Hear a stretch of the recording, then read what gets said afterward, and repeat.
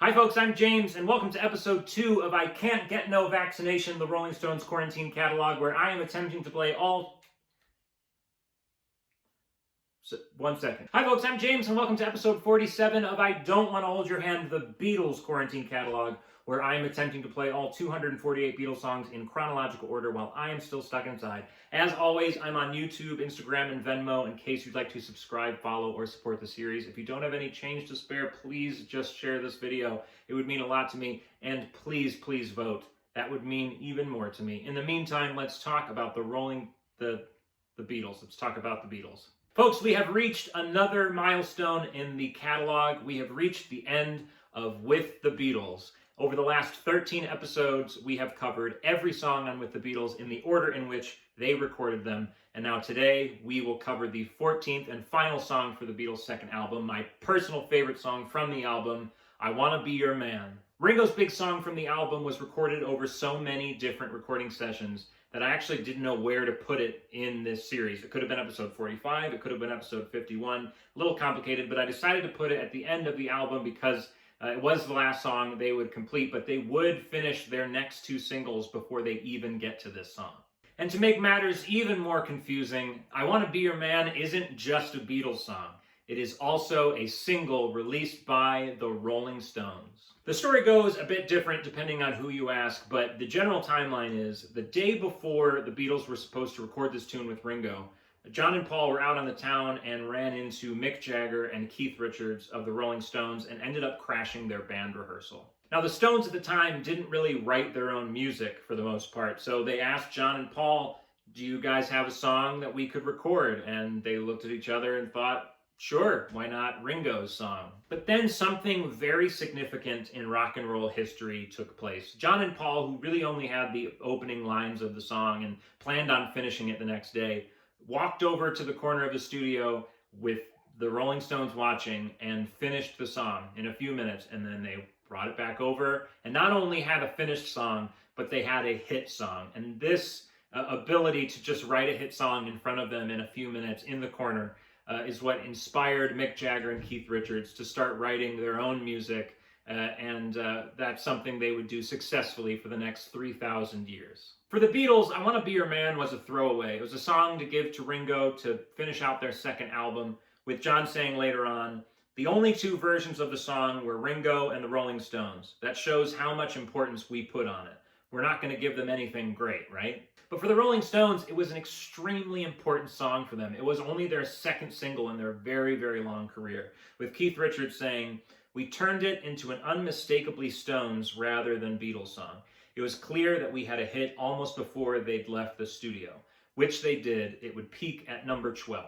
Things to listen for in this song. Ringo sings lead on it. We love a good Ringo vocal in this series. In fact, this is only the second song in the catalog that Ringo is singing lead, and the first song, Boys, from their first album, was one of my favorite episodes to do, and this one has already been a lot of fun as well. Chord-wise and lyrically, this song is extremely simple. I mean, John and Paul wrote it in the corner of a studio in 5 minutes, so that makes sense. But there is one really juicy, cool chord in this tune, and that is the last chord of the chorus.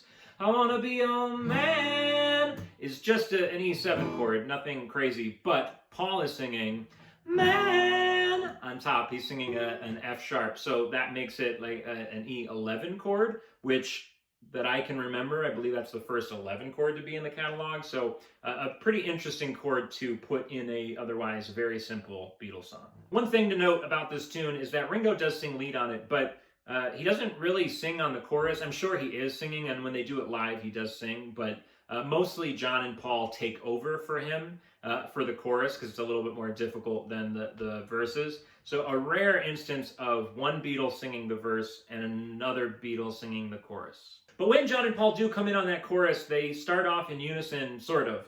They don't really have an agreement on what the notes exactly are, because John is singing, I wanna be your man, with just man on the high note, and Paul sings, I wanna be your man, with both words on the high note. So the word your, they're not singing the same thing. That may be on purpose, it may be on accident, but it's something worth listening for. But my favorite part about I Wanna Be Your Man is something we've talked about a lot in this series, and that is John and Paul's ability to vocally ad-lib during a guitar solo or a final chorus, just the yelling, the hollering, the weird noises they make to make a recording sound live, to make it sound like they're having a great time. And in the guitar solo of this tune, they definitely do that. There's all sorts of yelling, and it shows that they have a musicality even in that. Even in their fooling around, they have this call and response-ness to them that they will do throughout the catalog. There's so many examples of John yelling and Paul yelling right after, or vice versa. They feed off each other, and it's very evident in this guitar solo. So with this song, we close the book on With the Beatles, and I gotta say, With the Beatles has always been my least favorite Beatles song. Not that it's bad, but I find it to be the least interesting Beatles song. But doing this series has given me so much more appreciation for the album. The covers are super solid. The originals are getting less lovey-dovey than they were on Please Please Me. We're getting some classic John pessimism going. Great chord choices are coming out. They're getting better and better, and I'll never listen to this album the same. But before we sing through today's song, I just want to give you the heads up. This will be my last video in the Beatles Quarantine catalog for just a little bit, taking a slight break. You can consider this the ending of Season 2. Katie and I have a lot planned heading into the holidays. I'm not going to have as much time on my hands, so just a short break. But when we come back, we are going to have the Beatles' next singles that will be their first hits in the United States. We've got Hard Day's Night coming up, and we have a bunch of songs that you probably have never even heard before, a bunch of lost songs that are always my favorite. I don't know how long it'll be. It might be a week, it might be a month. I really don't know. But if I don't see you, have a lovely holiday season, and please vote. And please enjoy Beatles song number 47 and Rolling Stones song number 2, I Wanna Be Your Man.